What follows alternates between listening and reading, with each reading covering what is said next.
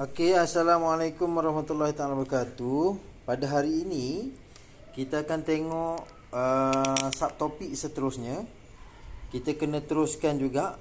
Sebab apa? Sebab pembelajaran bersemuka akan dibuat pada Oktober, insya-Allah, tapi tak semua dapat datang. Sebab apa? Bukan semua yang dapat dos kedua kan. Jadi kita kena teruskan juga mengenai teknologi pemprosesan makanan. Apa yang dimaksudkan dengan teknologi? Iaitu kita menggunakan rekaan-rekaan inovasi-inovasi terkini terkini untuk memproses makanan. Contohlah dulu kita apa teknologi yang dulu teknologi mana-mana diproses kan. Kalau zaman dahulu contohnya jeruk kan, buat jeruk, lepas tu bungkus dalam botol contohnya.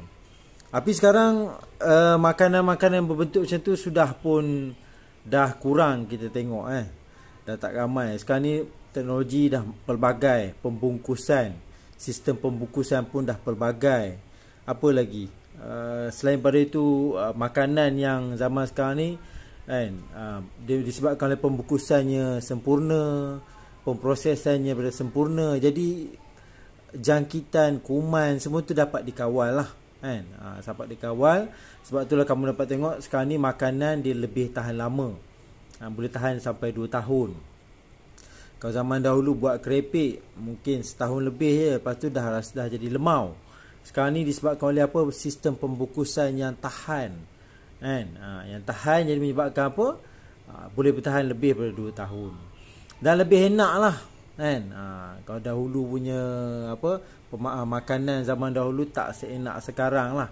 Sekarang ni macam-macam kamu akan jumpa lah kan. Contoh KFC kan. Jadi mereka menggunakan teknologi lah untuk menghasilkan makanan baru, untuk menghasilkan jenis-jenis orang kata makanan-makanan yang terbaru, hasil daripada apa? Ciptaan-ciptaan yang terbaru kan, menggunakan inovasi yang terbaru. Nanti kita akan tengok apa mesin-mesin yang digunakan, apa pengawet yang digunakan, macam-macam lagi lah. Okey, kita baca sikit lah. Menurut pakar nutrisi, makanan mentah yang segar lebih baik untuk dimakan kerana makanan ini lebih sihat untuk badan. Jadi kita sebenarnya lebih baiklah kalau kita makan makanan yang segar sebenarnya daripada yang sudah diproses kan. Yang segar ni sebab apa? Sebab nutrisi dalamnya masih ada kan. Contohnya vitamin C, masih vitamin C yang segar lah. Contohnya kamu makan vitamin A ni contohnya ada apa? Daripada mana? Daripada carrot kan. Yang segar lah kan. Carrot yang segar. Jadi kalau kamu yang makan dah proses, mungkin dah goreng semua, carrot tu dah kurang dah dia punya vitamin A dia kan. Itu dimaksudkan. Okey, walaupun bagaimanapun bukan semua bahan makanan mentah boleh dimakan kerana segar. Oleh sebab itu kebanyakan bahan makanan mentah diubahlah bentuk lain melalui teknologi. Melalui teknologi pemprosesan makanan. Jadi makanan ini dia akan jadi lebih tahan lama, lebih enak, menarik dan mudah untuk dicernakan. Okey, contoh sini saya bagi yang mana teknologi yang dipakai sekarang lah kan. Adalah menggunakan kaedah apa dia? Pengetinan kan. Sebab itulah kalau dahulu kita nak minum susu, dulu punya minum susu beli daripada toke lembu kan. Lepas tu campur sikit dengan gula. Ini dulu punya teknologi. Sekarang ni susu kamu dah boleh beli tin, dalam tin, ada dalam tin. Bahkan sekarang ni laici boleh beli pada tin, dalam tin pun dah ada laici. Jadi kari ayam dan macam-macam lagi lah produk-produk yang kamu dapat tengok di pasaran kan. Jadi kaedah pengetinan ni macam mana dibuat? Makanan disimpan dalam tin yang disterile. Sterile ni maksudnya dia buang semua kuman, dia bersihkan dulu tin tu dan dia pastikan tidak ada kuman dalam tin tu.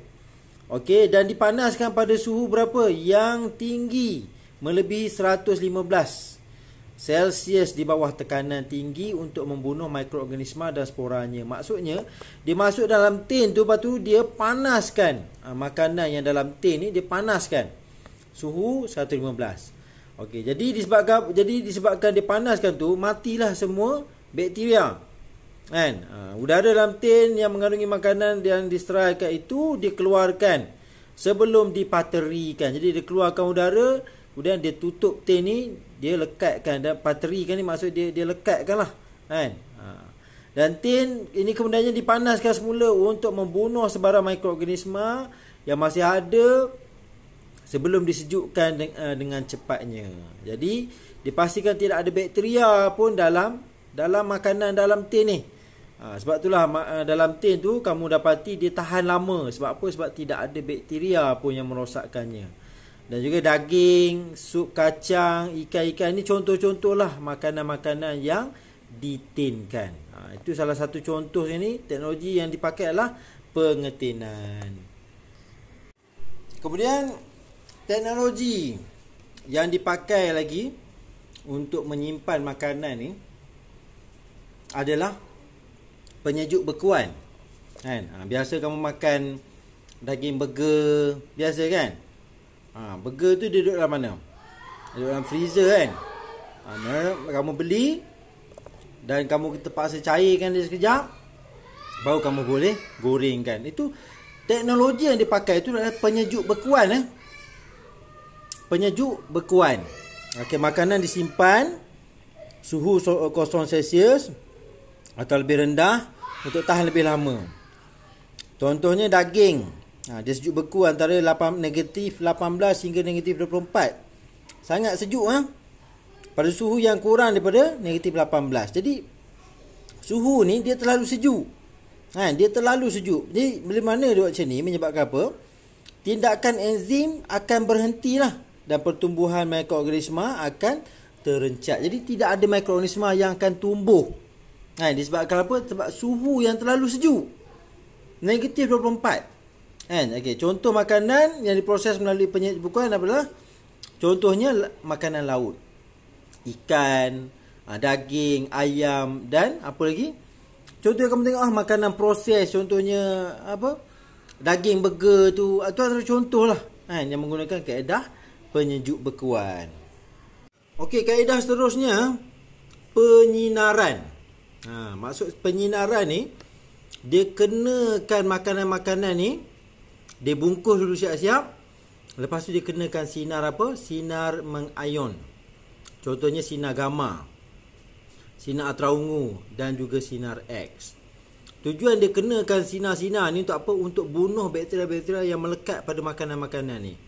Jadi bila semua dia dah bunuh, tidak ada bakteria yang akan merosakkan makanan yang terdapat dalam plastik ni, yang membungkus makanan ni. Jadi dia bungkus siap-siap, lepas tu dia kenakan sinar antara 3 sinar ni. Sinar gamma atau sinar ultraviolet ataupun sinar X. Jadi dia akan bunuhlah kuman salmonella contohnya dan juga Campylobacter. Jadi dalam contohnya dia buat dalam apa? Pada daging mentah, serangga seperti kutu dalam beras yang merosakkan makanan. Senaran mengayon ni dapat memperlahankan proses percambahan biji. Jadi biji yang dapat dalam makanan, dalam buah ni pun tidak akan bertunas lah. Jadi dia akan tahan lebih lama. Contohnya produk makanan yang proses melalui penyinaran apa dia? Sayur-sayuran, bijirin dan juga buah-buahan.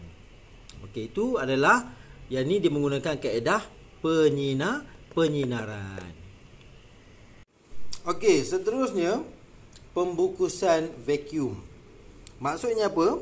Dia masukkan makanan-makanan ni dalam plastik ni, kemudian dia tarik semua udara yang terdapat dalam plastik ni. Sebab tu kamu akan nampak macam ni. Dalam plastik ni ada kacang. Lepas tu udaranya telah pun ditarik keluar. Jadi untuk apa sebenarnya? Sebenarnya udara ni adalah punca. Dalam udara sebenarnya ada uap air dan juga ada bakteria dan juga mikroorganisma lain lah. Jadi dengan dia menarik udara yang terdapat dalam bungkusan ni, menyebabkan apa? Bakteria tak boleh hidup. Sebab apa? Tidak ada oksigen, tidak ada sumber untuk dia bernafas lah. Okey, udara disingkirkan daripada bekas plastik yang digunakan untuk membungkus makanan. Sebelum bungkusan itu ditutup dengan ketatnya. Jadi tidak berlakulah pertumbuhan mikroorganisma ni, dan juga dia memberhentikan pengoksidaan makanan. Okey, contohnya kamu dapat tengok ni lah, kacang, beras, dia bungkus siap-siap dan dia buang udara yang terdapat dalam plastik tu. Ataupun durian, biasanya ni durian yang dieksport lah, yang jual kat Malaysia ni dia tak ada macam ni kan. Sayur ni dia masuk plastik dan dia buang udara. Jadi proses ni kita panggil dia apa dia? Pembungkusan vacuum. Okey, kita pergi ke subtopik seterusnya, iaitu bahan kimia yang digunakan dalam pemprosesan makanan dan impaknya terhadap kesihatan. Jadi makanan-makanan yang diproses ni sebenarnya dia letak bahan kimia juga. Tujuannya apa? Sebab kalau tak letak bahan kimia ni, kemungkinan makanan yang diproses tu akan rosak. Kamu boleh bayang sendirilah, contohnya kamu buat nasi lemak. Berapa hari nasi lemak kamu akan bertahan? Paling tidak pun 2 hari. Lepas tu akan basi.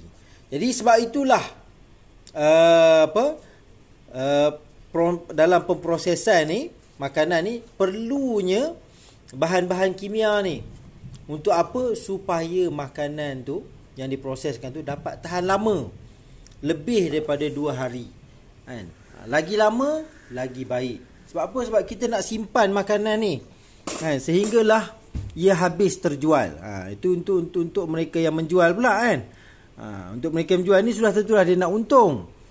Takkanlah dia beli makanan tu dan dia nak jual je tak laku, tiba-tiba dah basi lagi, jadi macam mana nak untung? Sebab itulah dalam pemprosesan makanan ni, mereka mesti akan letak bahan-bahan kimia ni supaya apa? Supaya makanan tu dapat bertahan lama. Kamu boleh cek sendiri pada makanan yang kamu beli. Contohnya apa dia? Kalau roti jarang lah, roti tak banyak yang pakai, tapi mereka terpaksa juga pakai kan, bahan pengawet semua tu kena ada. Kamu belilah keropok ke apa ke, tengok kat belakang tu ada tak perkataan-perkataan macam ni? Pengawet. Nampak? Pengawet ni penting. Apa lagi? Pewarna mesti adanya kan. Peluntur, perisa, penstabil kan, antioksida kan, pemanis. Pemanis pun ada, antioksida ada, pengemulsi. Jadi semua bahan-bahan ni wajib ada dalam makanan yang kamu beli, dalam pembungkusan yang dibungkuskan tu. Okey, saya nak bagi contoh pada kamu ialah roti ni kamu beli roti, kamu tengok dekat belakang dia ni kan. Beli roti ni kan, tengok kat belakang ni apa yang dia tulis. Okey, ini adalah satu benda yang wajib untuk satu kilang tu dia keluarkan dia punya produk makanan ke, wajib untuk dia paparkan bahan-bahan yang dimasukkan dalam makanan ni. Okey, yang kamu perhatikan sini, ni contohnya kamu sedang belajar ni, apa dia? Pengemulsi kan. Pengemulsi dia tulis itu, memang terang-terang dia tulis. Setengah-setengah produk tu dia memang dia tulis pemanis tiruan. Apa lagi dia tulis? Antioksida dia akan tulis. Sini kita dapat tengok pengemulsi. Saya bagi tu kalium sorbate. Kalium sorbate pun ada kan. Jadi kalau kamu belajar ni, kamu tahulah bahawa apa yang terdapat dalam makanan segera yang kamu beli tu kan. Kamu perhatikan apa sebenarnya masuk dalam mulut kamu. Penting sebenarnya. Kenapa? Nanti kita akan tengok kenapa pentingnya kita kena tahu apa yang kita makan kan. Contohnya pengawet di sini. Pengawet ni fungsi dia apa dia? Mencegah pertumbuhan dan pembiakan mikroorganisma. Itu tujuan pengawet. Mengurangkan kerosakan makanan. Ini pengawet. Dan juga menjadikan makanan tahan lebih lama. Jadi kita akan letak pakai pengawet ni untuk fungsi ni kan. Dia kena juga masuk dalam makanan tu kalau makanan tu nak tahan lama. Kalau nasi lemak tak perlulah tambah. Tapi kalau nak jual roti ni kan, kena letak sedikit pengawet, barulah dapat tahan sampai 5-6 hari Kan? Cuba kamu buat sendiri roti kat rumah, kamu tengok berapa tahan berapa lama? Tak sampai 3 hari. Tapi macam mana roti ni dapat tahan sampai seminggu? Sebab apa? Sebab adanya pengawet. Jadi pengawet ni, contoh bahan kimia yang dijadikan pengawet apa dia? Kalau semula jadi punya atau buatan. Okey, jadi contoh bahan kimia semula jadi atau buatan. Okey. Garam. Garam ni semula jadi. Biasanya kita pakai untuk apa? Ikan masin contohnya. Kita awet ikan tu menggunakan garam. Gula, ini pun semula jadi. Gula daripada tebu kan. Contohnya kamu buat jeruk, kena letak gula juga. Cuka, ni pun semula jadi. Dan ada juga cuka buatan. Dia menggunakan asid sitrik. Okey, natrium nitrit. Ini adalah buatan. Natrium nitrit, natrium nitrat. Ni dua ni adalah buatan. Asid benzoik. Kalau kamu tengok dekat keropok yang kamu makan saja, mesti ada asid benzoik. Asid borik. Ini untuk mi, mi. Mihon, bukan mihon lah, mi kuning tu. Mesti pakai asid borik. Sulfur dioksida.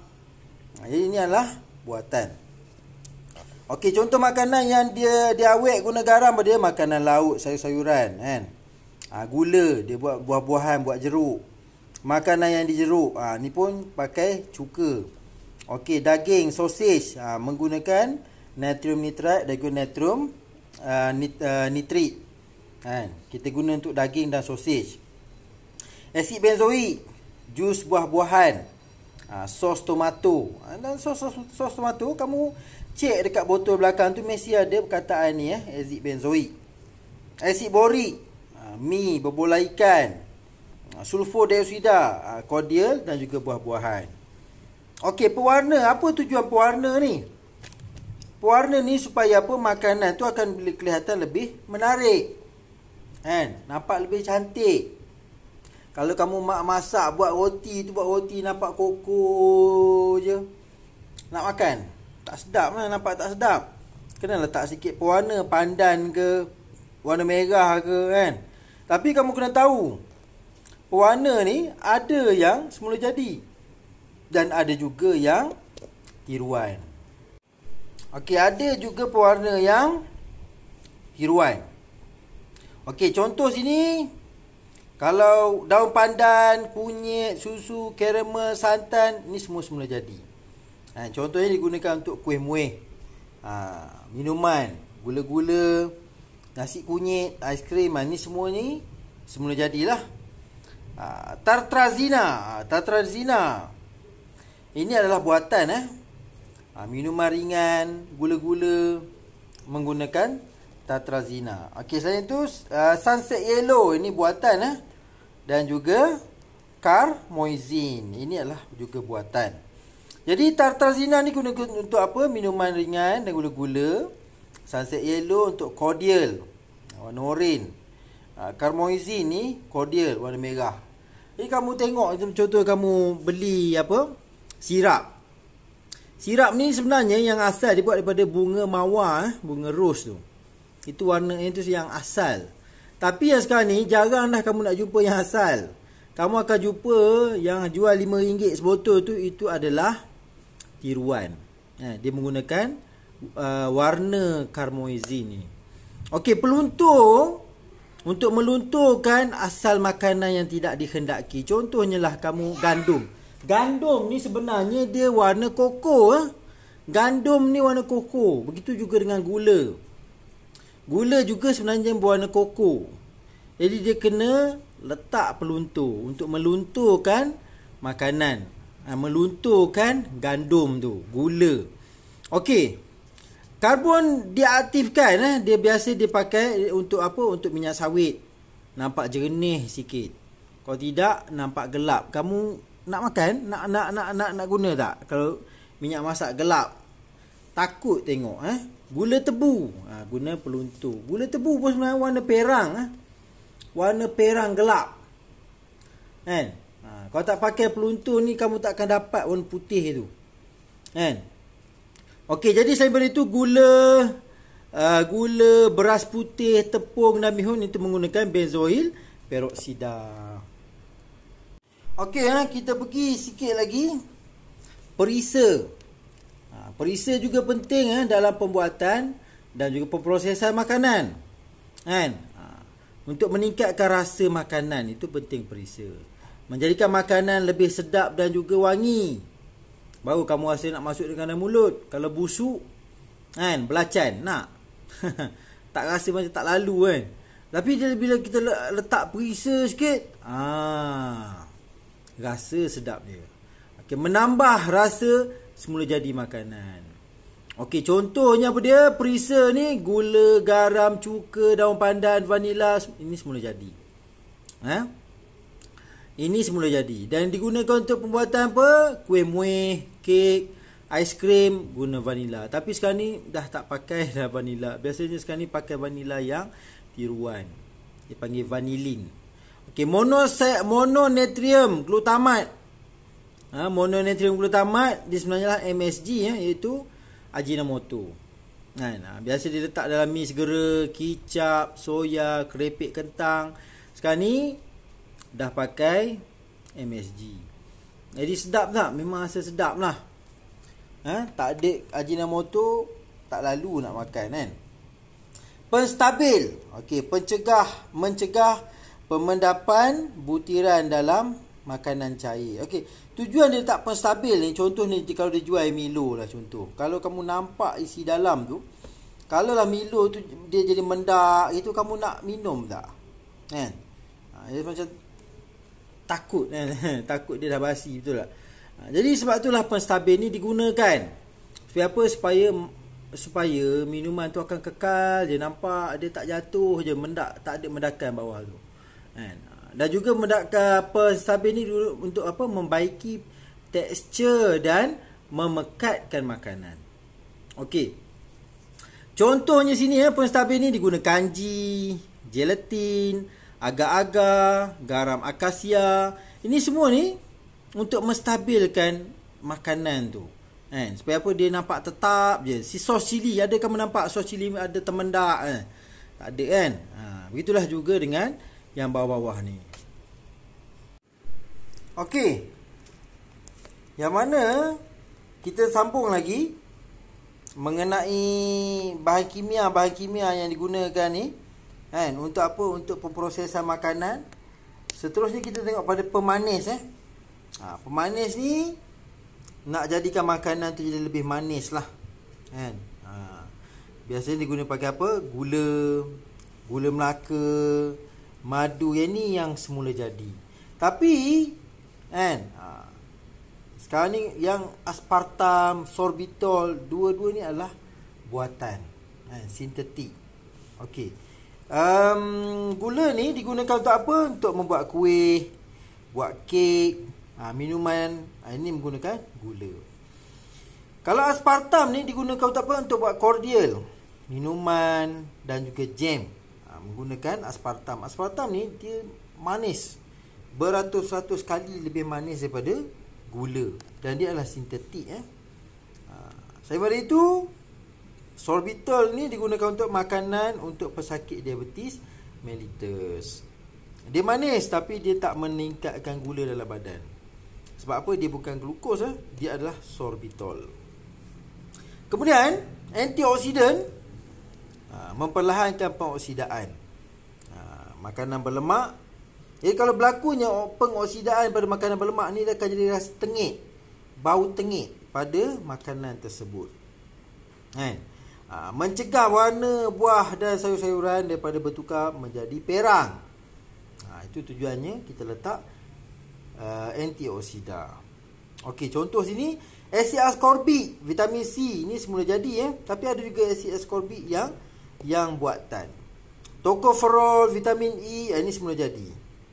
Hidroksianol terbutil, ini adalah buatan. Okey, kalau asid ascorbik ni guna untuk apa? Minyak masak, margarin. Tocopherol ni minyak masak. Okey, sorry. Minyak ascorbik ni untuk minyak masak. Tocopherol ni untuk margarin dan juga biskut.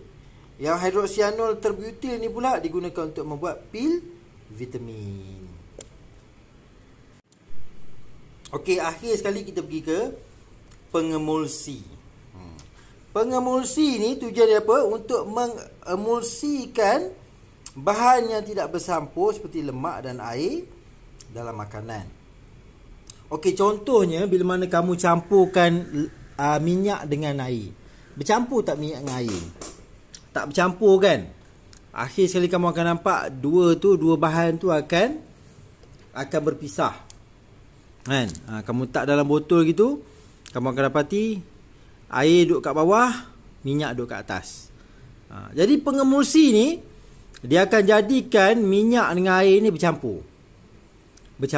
Jadi dia akan jadi nampak sekata je, tidak ada bawah ada air atas minta. Kan? Itu pentingnya pengemulsi. Dan membaiki kehomogenan, kestabilan dan tekstur makanan. Bila mana dia letak pengemulsi ni, barulah minyak tu tersebar ke seluruh makanan. Kali ni tidak ada yang rasa minyak, ada rasa air. Jadi dia tak bercampur habis. Okey, contohnya lecithin daripada kuning telur dan juga kacang soya. Ini semula jadi. Digunakan untuk buat apa? Buat ais krim.